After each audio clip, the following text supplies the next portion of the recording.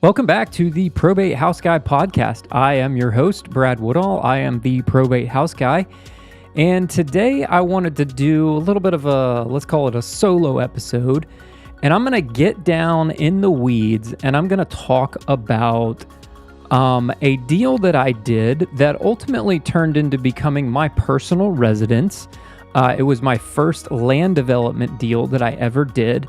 I learned a lot and made a good chunk of money off of the deal and was able to add almost $750,000 to my personal net worth through creative real estate.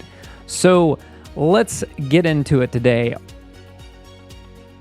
So we're going to get down in the nitty gritty here. This will be out on YouTube so you can see the numbers, but I'm going to verbally speak about this. But let me give you a little bit of a background on this particular deal. So way back in 2019, my wife and I decided that we wanted to build a custom home.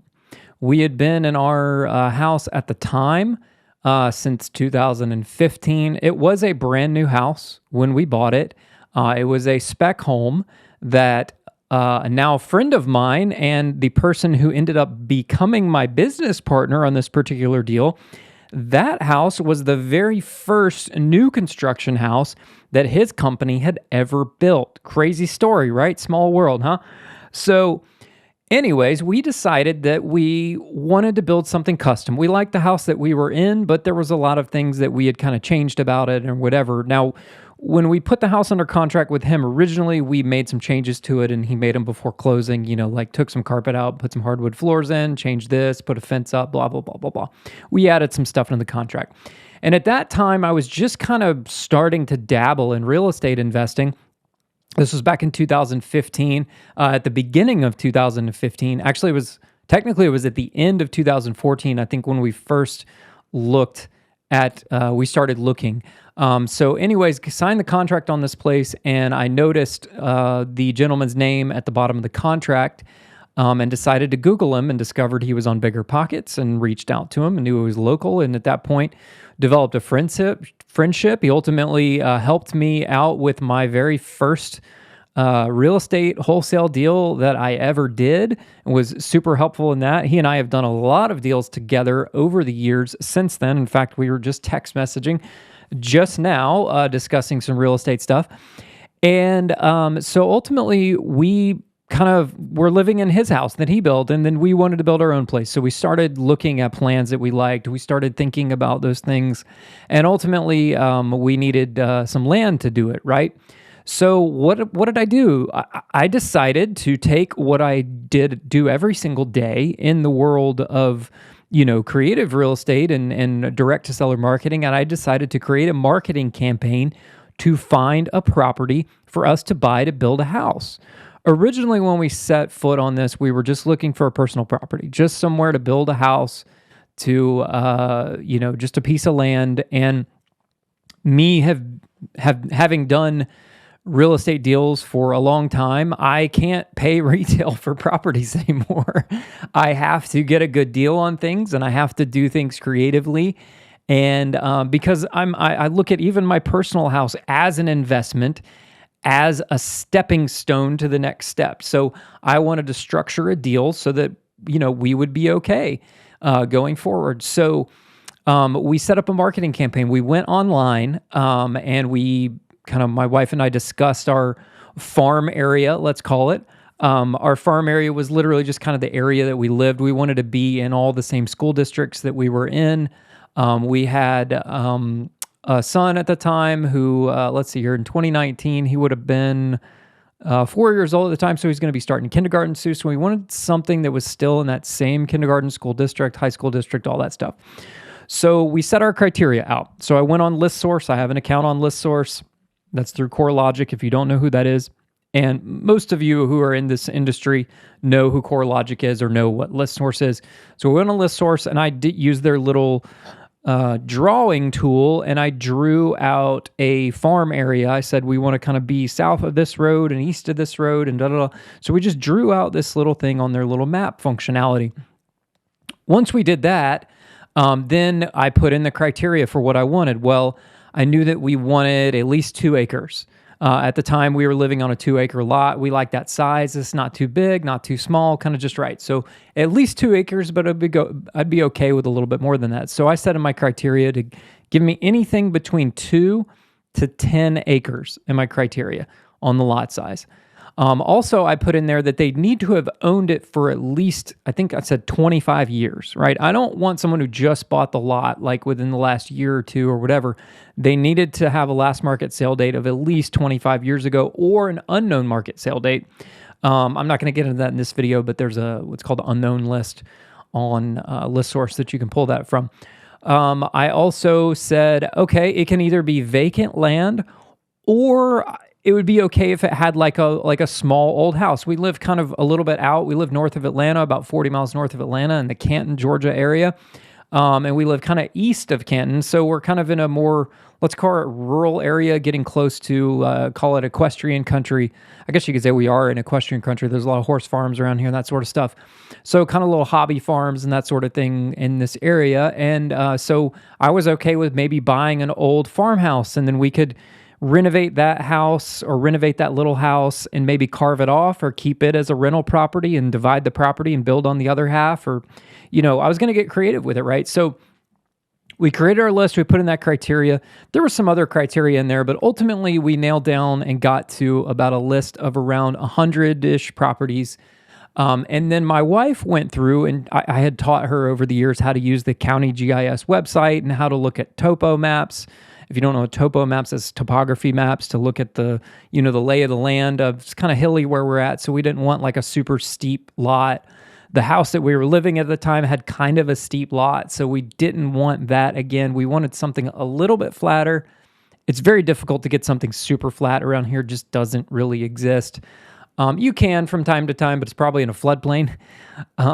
So I wanted that criteria. I showed her how to use the topo maps, how to read those. She looked at, I don't want to live on this road, or I don't want to live next to this or whatever. She got on Google Street View and she looked around and kind of narrowed that criteria down.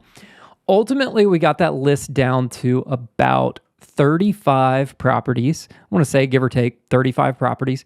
And my wife hand wrote letters to all 35 of those properties. Now, she has way better handwriting than me, so she hand wrote the letters. Normally, when I'm doing my marketing, I'm using the quote-unquote handwritten postcards and that sort of stuff. And shout out to my buddy Todd at Yellow Letter HQ. I use him for all of my direct mail. He bought a really super-duper fancy handwriting machine last year. It's pretty sweet. Does some pretty cool handwritten stuff that looks like super real. So go check that out. But anyways, she hand wrote those. We put a little picture of our family in there, and then we just put a blurb about, hey, we're wanting to build our dream home. We live in the area. We want to stay in the area. We've been in this area since, X time, blah, blah, blah, blah, blah. We want to raise our kids here. And we'd love to buy either a piece of your land or buy your land. And then I put a little blurb and said, hey, I work in the real estate business. I can help, get a surveyor and divide off a piece and buy a piece from you. So don't let that hold you back. Please give us a call, that sort of thing. So that's what we did. We sent out about 35 letters, and in return, we got 5 phone calls in the mail, or 5 phone calls from the mail back. And we had 5 different people, 5 different stories. And it was funny. One of the funniest stories was there was a man and a woman who lived there. They'd been there for a long time. In fact, her husband's family, the name of the road that they were on is named after is his last name. And she said, well, I don't want this land. And he's like, woman, I'm going to die here. You're going to have to drag me out of here in a casket and I'm not leaving this land. And she said, well, I'll give you a call after he dies because I'm buying a condo. I don't want to take care of all this property. I love it. And she's like, our kids are grown and they live in Texas and blah, blah, blah, blah, blah. And they don't want this land. So, I'm going to sell it after he dies. And he's like, well, you can sell it after I die. Woman, it's funny, just the bickering of them on the phone, right? But it was hilarious. In fact, I should follow back up with her and see, however things are going. And so then we spoke to a few different people. Some people said, no, we're not interested in selling, but we loved your card and da-da-da-da-da. And then ultimately, we got a phone call from a lady who said, "Hey, me and my siblings have inherited this property from our parents a number of years ago. Their probate had been finished for quite a while, probably 10 years. It had been since the probate was last filed and was done. And their family, their mom was, her last name was in fact, her family owned all the land in this area. And crazy story was that her ancestors had gotten this land in the land lottery back in the late 1800s. Sadly, it was after the Trail of Tears when the Cherokee Indians were kicked out of this area, and they basically lotteried off all the land to people who wanted some land. So the land had been in her family since the late 1800s, and they had owned a huge swath of land in this area. And then over time, family members had sold off pieces and blah, blah, blah, blah, blah. Anyways, they still had some land left. In fact, the one of the siblings, the brother, he, up until literally like 2 weeks ago, he lived 2 doors down from us, had a 4-acre property there, and a barn, and still kept his tractors and stuff there. He still lived there. And one of the siblings, about halfway through the deal, the development deal we did, she ended up taking a chunk of her money that she got from it and actually moved and bought herself a place and moved out. But she was living next door to him. And then their uncle lives right down the way there, and they're, some of their siblings. So some of the families still live on the road that we're on. They have little hobby farms or whatever left. So that's kind of cool. It's the history in the area. So anyways, we spoke to her. This was actually in late 2019. It was in like December of 2019. I remember it was cold and it was rainy, and she said, "Hey, we want to sell this property. We have a whole bunch, but we only want to sell this one piece off." So ultimately that one piece ended up becoming what was lot 1 of our development, but I'll get into more of that in a minute. So we went and looked at the property, and I didn't really like the topography of that particular lot. Their old house was there. The house that they grew up in, it was a little old brick kind of farmhouse, I think it was 1,600 square foot. It was a 4-bedroom, 2-bath, 4 sides, actually 3 sides brick, technically, siding on the back, brick on 3 sides. And they had grown up in that house. They had done an addition to the house in the 1970s when their little sister was born, and, cool history in it. But the house had been vacant for 10 plus years. 10 years ago, they had tenants in it, and the tenants had trashed the house. Their parents had been dead for probably, I want to say their dad's been dead for probably 15 years, and the mom's been dead for probably like 12 years. They rented it out, tenants trashed the house, whatever. And it was overgrown, and you could barely get in the, I had to bring some loppers to actually cut back some of the plants that had grown up in front of the front door in order to be able to open the front door up, because there was like branches in the way or whatever. That's how kind of overgrown it was. Actually, when you got in the house, it was actually in semi-decent condition once you got inside. It was brick on the outside, so the brick, maybe needed some repointing here or there, but it was overall pretty good.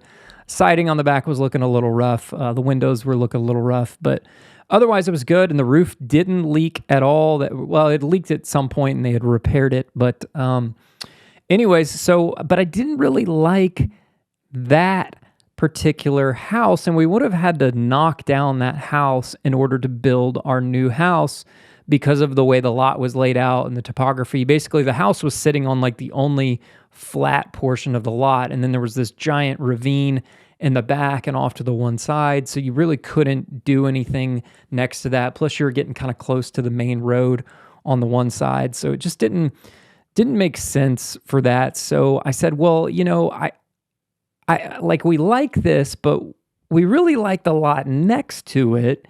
Like, can I buy that? And they were like, well, if we're going to sell you that, we're just going to sell you the whole thing. And I said, okay, well, let me think about that for a second. So mind you, this was in late 2019, early 2020, and then COVID hit. And then I put the brakes on everything, and I said, hey, I don't know what's going to happen with the economy, with my business, with everything. So we just kind of pumped the brakes, and we just didn't do anything for a number of months. And then towards the end of the summer, or coming into the fall of 2020, and my business had went down for a little bit, but then we were like having our best year ever, and things were looking up, and the real estate market was crazy hot, and blah blah blah blah blah. So in fall of 2020, I re-engaged with them, sent the lady a text back, and I said, "Hey, are you guys still interested in selling?" And she said, "Yes, we are." I said, "Okay, great. Well, how about we get back into this discussion and chat about it?" So she said, "All right, well, come on over. We'll meet you over at the property and we can talk." So we came over there. We brought our kids. Our kids were playing with their brother, the brother, and he had his grandkids over, and everybody was having a good time.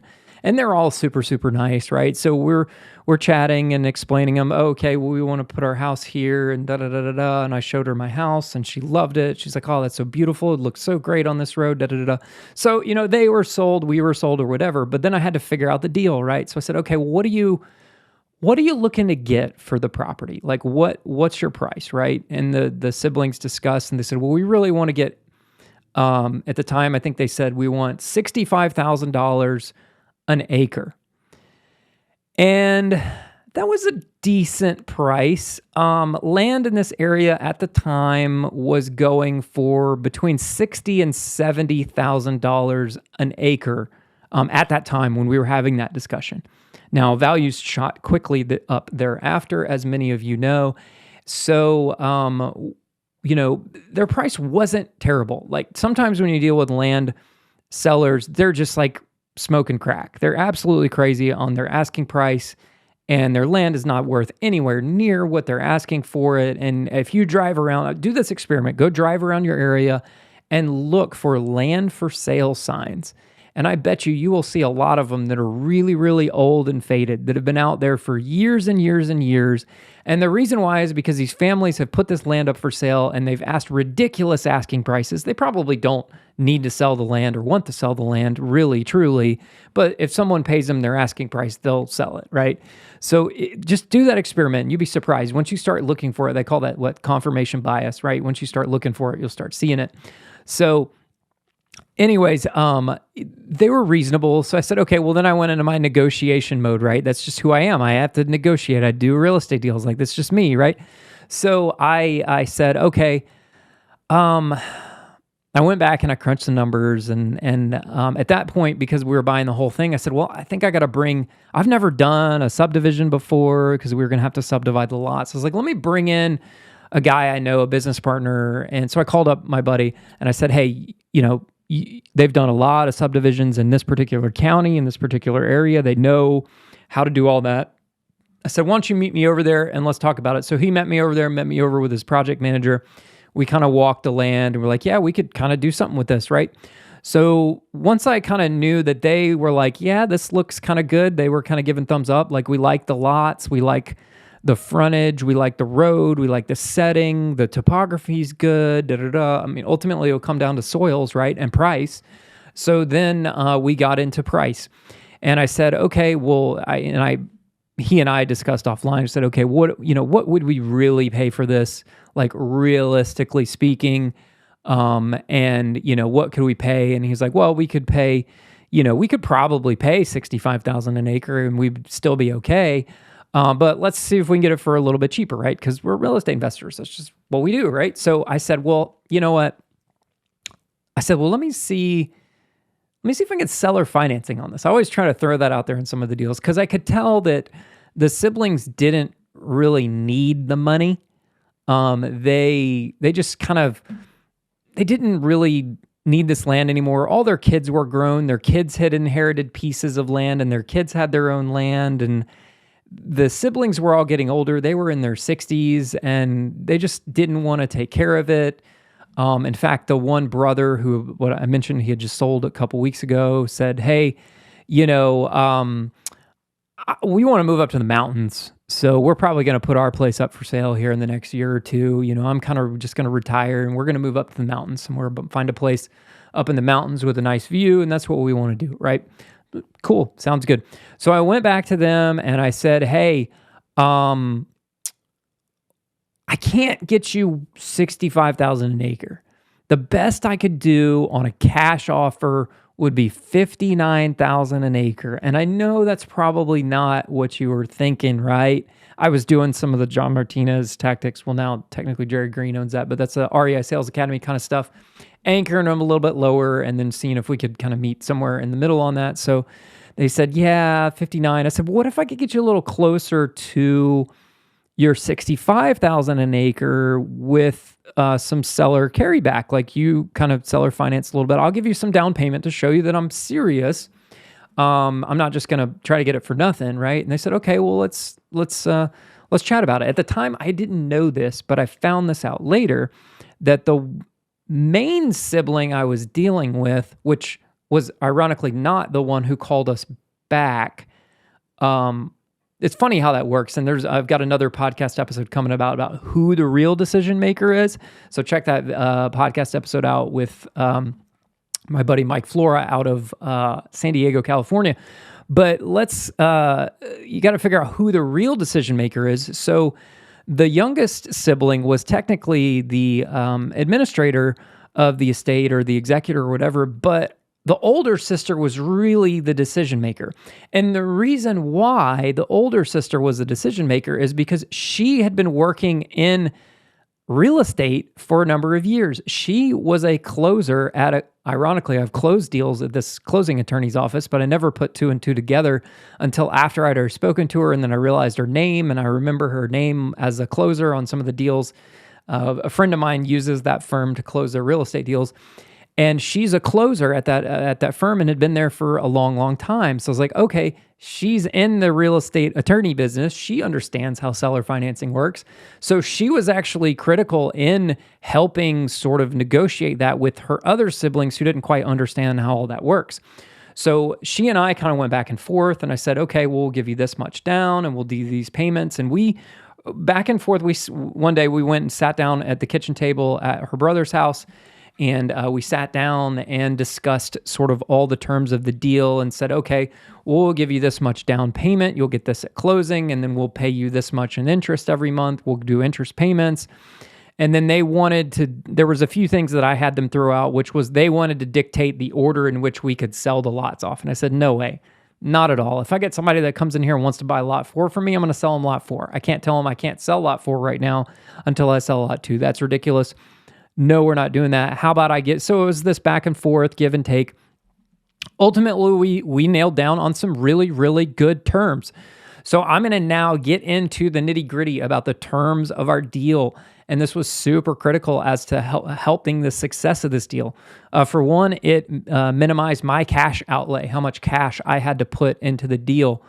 So that was a big chunk of savings. So let's get into the nitty gritty. So I'm going to talk about these verbally on the podcast. You can hear these, but if you go on the YouTube, you'll be able to see these in depth. So these were the numbers we came out with. So we came out with an initial purchase price. There was a total of 11.04 acres. It included their old house. And it was actually 2 lots technically because they had divided the house off on a smaller lot for basically tax purposes. They put most of the acreage in what's called a conservation easement or a conservation covenant. And then the house by itself was on kind of homestead or whatever. So that's why it was technically 2 lots. That's how this showed up in my criteria because it picked up one of the lots in those search results.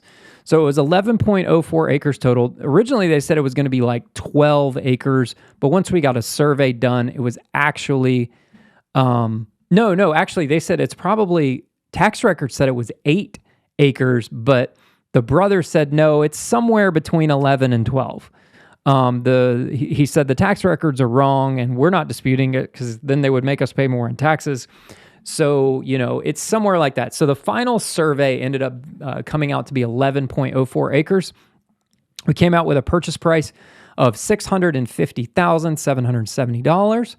I gave them a 10% down payment. So at closing, they got $65,000. So divided up between the 3 of them, they got a decent chunk each, 20 some odd $1,000 a piece. And then we did an initial principal loan balance of $585,700. It was at 3.25% interest rate, which was, I mean, obviously now and today when I'm making this video, rates are much, much higher, but it was 3.25% interest. And we agreed to do interest only payments.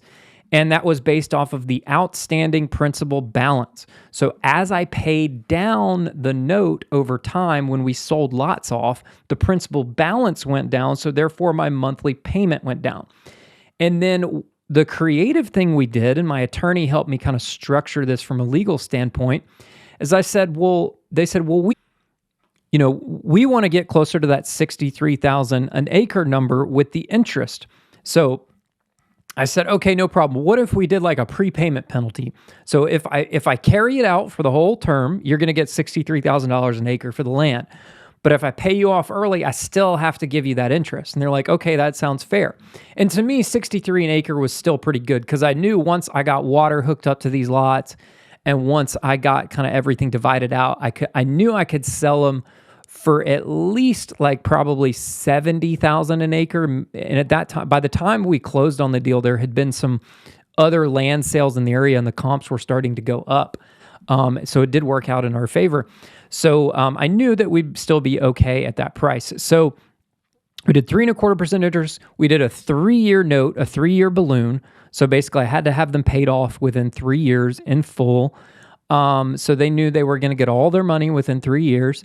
And then we agreed to lot release provisions. So as we sold pieces of the land and sold lots off, that they would release the liens from those lots so that people could build or whatever. So unfortunately, because one of the siblings worked for a closing attorney, she had her attorney review it with my attorney, and we went back and forth, and everything was good. It actually wasn't super contentious negotiations. It was all, we went back and forth maybe 2 or 3 times and came to an agreement. We sat down. I wrote on a piece of paper, or maybe she did, I don't remember. These are the terms. Are you guys okay with that? Good. We all shook on it. Great. I'll have my attorney draft it up. Then I wrote out a purchase contract, but then I also said, hey, we're going to need due diligence, right? Because we need to know whether these soils are okay. We need to know whether we can divide these up, blah, blah, blah. So we put in a 90-day due diligence in the contract. So I put down some earnest money, and then we had that 90-day due diligence period where I could do soil tests and surveys and all the above. Obviously, that costs money, and we're going to get into that here in a second. So let's go over the cash outlays of the deal. Okay, so I had a $65,000 down payment. We had about $4,500 in closing costs. This was, title insurance and all the things, right? Survey work was about $4,500. Now I rounded these numbers. These are kind of round numbers. They aren't the exact numbers, but the survey work was right around $4,500. It might have been $4,490 or something like that, I think is what it was actually. So $4,500 in survey work. The soil tests were $2,700. Let me tell you how we saved money on soil tests here. So the way that this land was laid out, imagine a big long rectangle. And there's a creek. There's a creek that runs about 3/4 of the way back off of the road, and it runs parallel to the road. So the beauty about this particular deal was that all of the lots have frontage on this road. So we didn't have to do any crazy flag lots or put in easements or crazy driveways or anything like that. Every single lot had frontage on this particular road, which is very nice. In fact, in our county, they're kind of shying away from allowing you to do flag lots, which is where you have a little bit of frontage and it's narrow and then it opens up in the back. They're starting to sort of shy away from that. And our county in particular is not even letting you do a lot of easement. You used to be able to do an easement and have multiple properties on one easement. They won't allow more than 2 properties on an easement anymore. So you can't do that anymore. So then people started doing flag lots, and then they started saying, no, we don't like that, blah, blah, blah. So this was nice from this land perspective that we had this frontage. We had lots of frontage. Probably down this particular road, I bet you we had, let's see here, 3, 6, 9. I think it was probably 1,100 to 1,200 feet of frontage in total across the whole thing, right? Which was kind of nice. And then the lots were, how deep are these? I want to say they're close to 600 feet deep. Or it's 500 and something feet, I think, deep.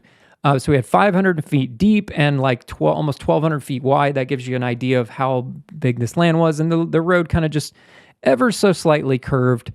It actually curves in front of my house and then it straightens up the rest of the way. So anyways, the way we save money on the soil tests was that we only tested the soil between the creek and the road. We didn't test the soil behind the creek because we knew we weren't going to be doing any construction back there, putting septic systems, or at least for now, building any sort of structures.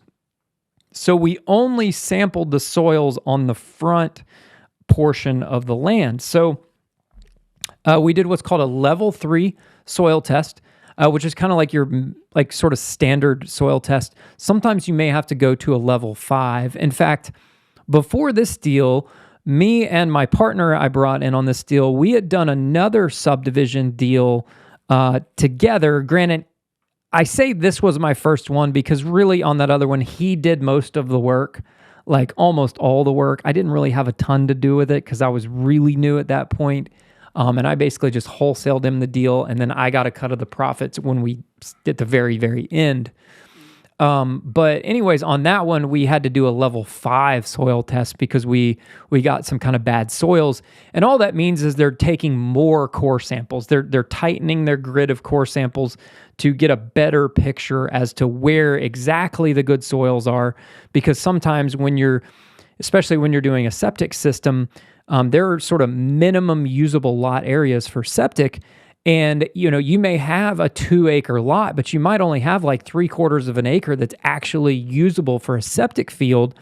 And depending on the county and the municipality you're in, they may not even let you put septic on that lot because your minimum usable area may be less than what their minimum standards are, even though you have a 2-acre lot, right? So we just did a level 3 on this. Fortunately, soils came back pretty good.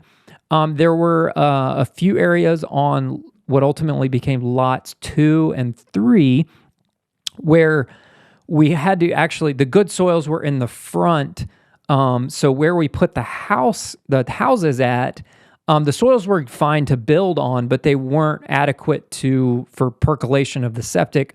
So those houses required a pump system where the sewage comes out of the house, it goes into a tank, and then it gets pumped uphill to another distribution area, and then it gravity drains out to the drain field from that point in the good soils in the front. So that's how we had to do that. It doesn't cost that much more to do a pump system. You're talking maybe double the cost. So, about $15,000 as opposed to like 7 or 8, right? So it's not a huge, it's money, right? It's real money, but it's not a huge expense in the big scheme of things. All right, so let's get into it. So soil test, gas line extension. So we discovered during due diligence that the natural gas line stopped further down the road. In fact, it stopped in front of one of the siblings' houses down the road. And I because at this point I knew I was going to be living on this particular property, I wanted to have natural gas for my heat, for a generator, for that sort of thing. So we paid money to get a gas line extended from down the road. So that cost $3,700. We're in Georgia, so we deal with what's called Atlanta Gas Light. So I had to pay Atlanta Gas Light $3,700 to extend the gas line from down the road and terminate it out in front of our property so that we could ultimately tie into it. At the same time, and this was actually somewhat helpful, and it shared some of the cost, was the land across the street from us had been purchased by a developer, and they were building a small subdivision over there as well. Ironically, the family we bought this property from, they used to own that land. They sold it to an investor back in 2013 or something like that. That investor sat on it for a number of years and then flipped it and sold it to another developer who then ultimately decided to develop it. And then ironically, I've gotten to know this developer. He sold it to a big national home building company. He made a fortune off of that property. Oh my gosh. Wow. Millions of dollars. So I need to do what he does. But anyways, so we had to pay a gas line extension. We also had to pay for a water line extension. Kind of similar story. The water line stopped on this particular road, and we had to extend it a little bit. We didn't have to extend it as far as the gas line, but ultimately that was another $2,200 to have the water line extended. And then we had some bush hogging, mowing of the lots during the summertime, that sort of thing, just to maintain them. We had interest payments. So during the term of the loan, let me scroll over here. This is all the interest that we paid. So remember when I said the prepayment penalty? This is that minimum interest due of $44,000. So we basically extrapolated out that if they were going to get $63,000 an acre for the property based off of our purchase price, blah, blah, blah, we would have a minimum interest due of 44 grand. So that means if I bought it on, X day and sold it the next day, I would still owe them $4,400 in interest on that note. But if I carried that over the term of the loan, ultimately they'd actually get a little bit more interest over time. But that's how we worked it out. So I made interest payments. And then you can see here, we started out with a monthly payment of $1,500 a month in interest. And then, after a few months, we sold off a couple of the lots. And then my payment went down to $966, and then we hung on to that for a little while, and then it went down to $483. Then we ultimately paid it off. So we paid a total interest over the term of payments. This is just interest monthly payments, not including the chunks that we paid off of the minimum interest due, of $17,000 over the course of I think it was about 18 months total is what the total time period was. All right, so property taxes. And this is a rounded number, but the property taxes were right around $3,000. It might have been $3,100, might have been $2,900. I don't remember. But we did have to pay property tax bill one time over the course of this. So we had one property tax bill of $3,000. So total real cash outlay. So this is real cash money that I had to pay. And all of this money, with the exception of the interest payments, a little bit of it, all came out of my pocket. So I told you I brought in this business partner. Why did I bring in this business partner? Well, A, I needed an advisor to help me through this. B, because I was building my personal house, I needed a licensed general contractor to be my builder. My bank, because I was getting a construction loan, required me to have a licensed GC as my builder. I couldn't be an owner-builder GC. So what I did is I brought in my buddy. He has a home building company, a construction company. I said, hey, as part of the deal, this is what I'm going to give to you, and this is what I need from you. And one of the things I needed from him is I need you to be my licensed GC. I need you to be my builder on paper. So we drafted a building contract, but my fees to him were zero. And basically he was my GC. We had to, provide his proof of insurance and all the things, and all of the draws and all the requests for money had to go through his company in order to do it. Now, requests were submitted in accordance with the bank standards. The bank did their due diligence on him, his company, his taxes, his insurance, blah, blah, blah. They did all their due diligence. Everything checked out. Everything was good. So I needed a builder in order to do that. I knew that he could make money and of little risk to me and to us, and that he could sell these lots to their clients who are wanting to build custom homes. So his clients, he had a waiting list of clients who wanted to build custom homes in this area and were looking for land. So basically, he was able to pitch these lots to their clients, and then the clients bought the lots from us. And then from a risk perspective, he doesn't have any more risk and I don't have any more risk because the client owns the lot. He's just their builder, the general contractor on paper as the builder. So then he gets to collect a builder commission or a builder fee for building their house. So that's where he made most of his profit, was actually off of the builder fees, not necessarily off of the sale of the lot. So I made the lion's share of the profits in this deal. He did make a little bit of profit off of the land, but for the most part, I made the lion's share of the profits, but he was able to collect builder fees when they were building and paying him to build the houses.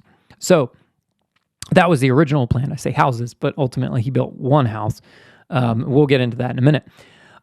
So let's now dig into, we split the lots up, right? Total timeline. We brought in the surveyor during due diligence. This was at the beginning of 2021. We brought in the surveyor, the soil test. We did all that during due diligence. And then ultimately, we obviously paid the surveyor to do the subdivision. One of the things I learned in this project is that really from a subdivision perspective, the surveyor did the vast majority of the heavy lifting of the work, doing the survey work and then submitting the subdivision with the county, going through planning and zoning, submitting all the necessary stuff. The surveyor did all that work. We didn't really have to do a ton. Now, ultimately, when we started, because we were doing a minor subdivision, we didn't have to bring in geotechnical engineers and all this stuff like you do when you do what's called a major subdivision, where you're doing, in our county, it's more than 5 lots. So 5 lots or less is considered a minor subdivision. More than 5 lots is considered a major subdivision. When you do a major subdivision, you got to bring in street lights, and you got to pave the roads, and you've got to do stormwater surveys, and you've got to do retention ponds, and you have to bring in geotechnical engineers to look at this and do all these, you have to do studies of, if you have any water on the land, you have to check for this stupid darter fish thing that holds up projects for months at a time to see if this tiny little fish, it lives in the creek. And then if you do, you have to put up certain silt fencing and blah, blah, blah, blah, blah, blah, blah. There's all these extra steps and hoops and hurdles that you have to jump through if you're doing more than a minor subdivision. We were only doing a minor subdivision in this case, so we didn't have to jump through all those hoops. So the surveyor did most of the work in that case. If you're doing a major, then you're generally going to bring in an engineering firm, and they're going to help you kind of do all that, and you're going to have to pay them money to do that. A civil engineering firm. We did have to bring in a civil engineer to do site plans and stuff like that for when we ultimately were building the houses, but from the dividing of the lots, we didn't have to bring in a civil engineer during that step, but we did have to bring one in later. So let's talk about Lot 1. So we had to redraw the lines a little bit. I mentioned Lot 1 was kind of already on its own lot, but we did have to kind of readjust the lines a little bit. It was 2.27 acres is what it ended up being. And then this is how the magic of the payoffs work. So we did a little bit of formula, and we basically took the lot acreage as a percentage of the whole. And it was as a percentage of the remaining acreage. So starting with Lot 1, you're at the beginning, right? So Lot 1 was 20.56% of the overall acreage. So basically the way we figured the payoff was we had a principal amount. So let's take 20.56% of that. And then we had a chunk of the $44,000 in minimum interest due, which is over here, this number right here. So let's take 20.56% of that, and that comes out to $120,000 of principal and $9,000 in interest. So let's talk about Lot 1 here. So Lot 1 had the old house on it, okay? Originally, we were planning on tearing down the house, but my partner on this deal has a TV show on TV. And at this point, some of you might be putting 2 and 2 together, and you might be able to figure out who my business partner on this particular deal was because they have a TV show. But I was sourcing properties for him for this TV show, wholesaling him properties. And one of the deals, he was shooting this new show, and they needed some big rehabs, some medium rehabs, and some small rehabs. And he came to me early on and said, hey, this is what we're looking for, so keep me in mind over the next few months. We're starting to buy properties for our pipeline, so we have them ready to film this show. So we had a really big, heavy rehab lined up, and it was a deal I had under contract that was in probate at the time. It was a crazy, messy probate, and we got to the point where they were getting close to filming, and that one still wasn't done with probate yet because something had gotten screwed up in the probate. They had to redo something. So they needed a big rehab for that show. They already had a couple other ones. One of the other ones was, in fact, one of another property that I had purchased and then actually wholesaled it and sold it to him, and he owned it, and they'd been sitting on it for 2 or 3 months. Like, it was just sitting vacant. because they knew they were going to use it for the show. So I had sourced, they needed 3 big rehabs. I had basically sourced 2 out of the 3 for that show. And so anyways, that other one wasn't going to be closed in time before filming started. So we're like, crap, we need a house for the show. Why don't we use this house on lot 1 for the show? Because it's going to be a big rehab job. Remember, we were probably going to tear this house down, right? So we decided to use it for the show. And we just sort of we renegotiated, rediscussed our terms of the deal. And basically, we worked out to the fact that I would get all the profits from lot number 1. So he would use the house for the show, use it for the filming, promotional materials, blah, blah, blah. Fortunately, we got, and we'll get into this in the numbers in a minute, we did have materials and stuff donated from vendors that wanted their name for advertising and that sort of thing. So our actual rehab cost on this particular house, I would venture to say was probably closer to $180,000 on that. But we ended up spending $134,000 to rehab this house. It was a full gut rehab, like down to the studs. Even some of the floors were replaced. Some of the roof was fixed and replaced. It was a full gut rehab. We spent $134,000, but realistically, once you factor in kind of some of the materials we had donated and stuff, it was really probably more like $180,000 is what that rehab would have cost. But we're going to use this $134,000 because that's what the actual real cost was, right? So ultimately, we sold the house on 2.27 acres. It was a little 1,500 square foot brick ranch. We turned it into a 3-2. It was originally a 4-2. We turned it into a 3-2 so that we could make the master suite much bigger, make the master bathroom much bigger. We sold that for $410,000. We got a great neighbor. She lives next door to us now. She's super nice. She's got a young boy that's a similar age to my boys. And so we sold it to her for $410,000. And then we had $134,000 rehab costs, and then we had to pay 3% in agent commissions to her real estate agent. We didn't take a commission on this particular deal. Actually, my buddy's wife was the technical agent, the listing agent on this, but because of the relationship with the business and the LLC and stuff, she didn't take a commission on the deal. She didn't earn a commission on the deal. So we just had 3% that we had to pay. So we had a net profit on lot 1 when we sold it of $134,000. So let me give you a timeline here.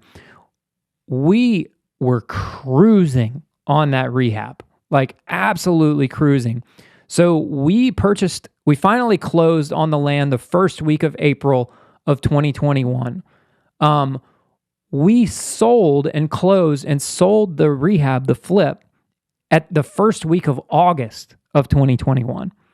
So like, no joke, in less than 4 months, we completely did a full gut rehab on this house. I mean, this project was smoking cruising. Like, I've never seen a project go so fast in my life. There were so many trades here. It was ridiculous. Plus all the film crews. I came over here. I was in one of the episodes, but man, filming house flips is not for the faint of heart. It is an all-day affair. I mean, there were times where I came over here because I was working on my lot, next door, and, they had food catered in, and they were here from sunup to sundown, and those are long, long days doing all this filming work. So anyways, we screamed through, sold that house for $410,000, so we made a net profit of $134,000 on lot 1. All of those profits went to me. So what I did is me and my wife wanted lot 2 for ourselves to build our house. So what I did is I took a distribution from the LLC. So the profits were paid to the LLC. And then I took a distribution of like $120,000 from the LLC and basically left some money. I left some money in the account, in the business, because I knew we were going to have to pay interest payments and pay back development costs and all that stuff. Actually, I think I only took like 115 at the end of the day, something like that. Anyways, I took a distribution and that went into my personal checking account. So then what we did is my wife and myself purchased lot 2 from the LLC. So we went through a formal process. We did a purchase and sale agreement. We did an actual closing. We got a warranty deed. We purchased title insurance. And as a result of that closing, I paid cash for lot 2. Because remember, I took the distribution from the LLC. Now, some of you are going to say, well, that's taxable. You're right. I did pay money and taxes on that money. When I filed my tax return, I did have to include that as income, and I paid income taxes on that. I had a pretty hefty tax bill that year, in fact. So I took the distribution, and then I wired cash to closing, and we basically just purchased lot 2 from the LLC for whatever our basis was on it. So what we owed the sellers, which was basically the $63,000 an acre, which is essentially what we paid for it, right? So we basically bought lot 2 at cost from the LLC. I wired the money out of my personal account, and we bought it. And then my wife and I had a lot that we owned free and clear with no liens, because remember, as we were selling off chunks of the landowners were releasing the liens from all those lots. So very quickly, within just a 2-week period of selling lot 1, we then bought lot 2 from the business. So now lots 1 and lot 2 were paid off, right? So now the sellers had just gotten, between the two of them, they got there was $108,000 payoff, or I'm sorry, 116,000 payoff. Yeah, that's right. So the number I said 120 and then 116, that should actually say lot 2. So it was $116,000 payoff. And then, so basically the sellers had gotten 116 plus they had gotten, $129,000. So just in the span of like 2 weeks, the sellers got $200 and some odd $1,000 of their money back right away. Right? It was funny because like 2 weeks later, one of the guys, the guy, his wife had a brand new car. So I think he took some of the money and bought a car. So here we are, right? So now we're left with a principal balance of $357,000 on the note. Basically, we only have 50% of the note remaining. I guess it's a little bit more than 50%, but whatever. So then we go and we advertise lot 3. So at this point, me and my wife started on our build. I started going through all the things, doing the build. I mentioned my buddy was my GC, but I was the project manager of my project. I managed the whole thing. I managed all the subs, managed everything on the project, right? It was all me, 100%. I'll do another podcast and talk about that. So anyways, lot 3, we went and advertised that for sale. We had some people interested by that point. And people who wanted to build, and we had some tire kickers, and ultimately we got some people that were interested, and they put us under contract around, when was that? We closed in March. So it was right around December, right around Christmas time, they put it under contract because they had to do diligence. They had to finalize their house plans and all the things. So we put it under contract. I think it was like a 90-day contract. And then we were going to do a one-time closed construction loan. So come March of 2022, they ultimately purchased lot 3 from us. And those people are my next door neighbors right now. I'm looking out the window of my office at their house. Super, super nice people. We love them. They're just great people. And their son knows my son. They're same age, go to school together. So they're super, super nice people. They purchased lot 3 from us in March of 2022 for $275,000. At that point, comps had gone up on these lots. Like during this time period, real estate was like going up like crazy. And so we ended up selling and making more money initially than we initially wanted to. Really, when I went into this whole deal is I wanted to basically be able to get my lot for free. But ultimately, I ended up making a decent profit at the end of the day. But a bare minimum, I wanted to be able to get my lot for free, right? So that I could then take that and use that as my down payment to build a house, which I did. The value of that lot counted as 20% towards my construction loan. So I was able to put my free and clear lot down as collateral to the bank, and then the bank financed 100% of my build after the fact. Now, granted, this was 2022 and construction prices were going through the roof. So we ended up going over budget. So I had to fund the budget overages with cash because we couldn't go back and ask for more money because we did a upfront, like one-time close construction to perm loan. So I would have had to restructure the whole thing. Plus interest rates were going up at the time. So if I had to redo the loan, I'd end up getting probably double the interest rate than I did. Fortunately, I got an interest rate in the threes. So that was good. So anyways, we sold lot 3 for $275,000. We had a principal payoff of $192,000. So basically, we made a net profit on lot 3 of $82,000, which was money in my pocket, which was nice. And then by that point, we had lot 4 for sale. Lot 4 was a little bit more of a difficult lot because there was an old barn on the lot next to it, which was one of the guys we purchased from, and a lot of people didn't like the old dilapidated barn. It was like right up by the road, and they didn't really like that very much. So that was a little bit of a detractor. Plus, there was this spring in the middle of that lot that basically pushed where, like, you couldn't put the house as far back on the lot as my house and my next door neighbor's house.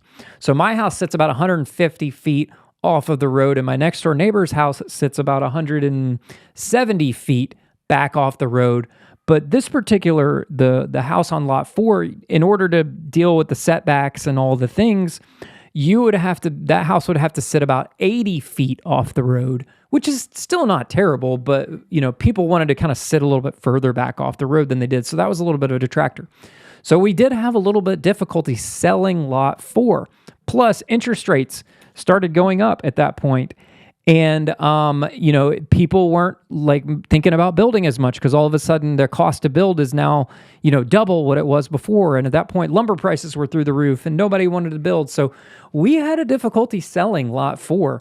We tried to pitch it to some of their clients and people didn't like, one thing or this thing or that thing. We had one person put a deposit and then cancel on it.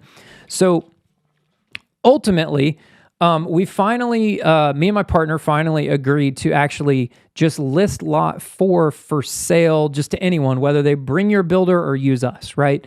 And ultimately, another builder developer purchased lot 4 from us in December of 2022. So he ended up paying. We had originally advertised it for $275,000, but as you can see, we did some price reductions, and we finally sold it for $239,400. And because they weren't building with us, and we sold it to a builder, we had to pay his real estate agent a commission of $14,000 on that. That's 3% of the amount. So we had to pay. We paid a real estate agent. We paid 6% total. So yeah, because the person who worked for my buddy as the builder was also an agent, and she had been advertising it for sale. So ultimately, she took a commission on this particular deal because she normally makes a commission during the build process on helping them with design work and blah, blah, blah, blah, blah. So she took a real estate commission, so we did have to pay her a 3% commission. So ultimately, the net profit on lot 4 was $46,781. So we still made a profit at the end of the day, but it wasn't quite what we were originally expecting, but we still, at the end of the day, we stood it okay. So let me talk about overall, right? Okay, so let's get into the final numbers on this. All right, so here's the final numbers of the overall deal. So if you take the net profits or net proceeds of lots 1, 3, and 4 and add them all together, because remember, I've already subtracted out commissions costs and some other interest costs in those numbers. So that's $263,729. Total development costs, if you include the interest that we paid, property taxes, water line extensions, bush hogging, mowing, soil test, surveys, blah, blah, blah, all the things, it was $40,565. And then if you subtract out our basis on lot 2, so that was the lot that I kept for myself, we're going to take that out of the number because we did have to pay off that figure. That's $116,378. So that leaves you an overall net profit on this particular deal of $106,785. And if you remember, it was $650,770. So if you take $106,785 divided by $650,770, that's 16% of the overall purchase price, which is good. That's great. And then if you look at the overall cash ROI, so your cash on cash return of this deal was 101%, because remember, our cash outlay was $105,000 in real cash that we outlaid in this deal. And in return, our net profit was $106,785. Now, my business partner took a little bit of this, so my cash ROI was a little bit less than that. But regardless, in the span of 18 months, I made 101% on our money, right? Now, if you were to calculate, I'm not going to share my actual real numbers in this, but I will tell you that I did get the lion's share of the profits on this deal for myself. And then actually, many months later, me and this particular partner, we did another land development deal where he took the lion's share of the profits and I made a little bit smaller profits. So now we're even, right?